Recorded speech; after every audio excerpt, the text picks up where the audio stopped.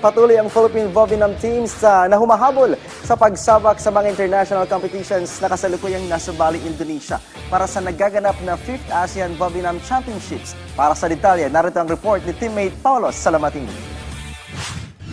Walang balak magpahinga ang Philippine Vovinam team sa pagkuha ng sapat na exposure hanggang sa pagtatapos ng taon sa kasalukuyang sinasabakang ikalimang edisyon ng Asian Vovinam Championship sa Bali, Indonesia. Ibabandera ng Pilipinas ang tatlong Vovinam athletes at mga medalist ng Asian Kickboxing Championships na sina Jovan Medallo, Jana Lavador at Winnie Bayawon. Sa panayam ng PTV Sports, ibinahagi ni Pilipinas Vovinam Incorporated Secretary General Job Malonzo na mataas ang kumpiyansa ng mga atletang sumasabak sa nasabing kompetisyon.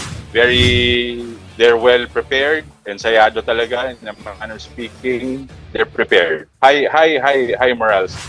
Dagdag pa ni Malonzo na ang year-ender competition nila sa Indonesia ay malaking bagay para sa Philippine Vovinam community upang gumawa ng ingay sa international stage at upang mas lalong makilala at lumago ang kanilang sport internationally.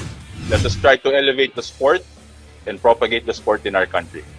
It's a very proactive environment, the Vovinam sport here in Asia, even in the world. We have even African, we have the African Union, the European Federation. Hopefully, we can make it bigger here in the Philippines. Inaasahan naman ng Vovinam Pilipinas na magbibigay ng impresibong performance ng bansa sa nasabing kompetisyon na magtatagal hanggang sa ika-22 ng Disyembre. Paulo Salamatin para sa Pambansang TV sa Bagong Pilipinas.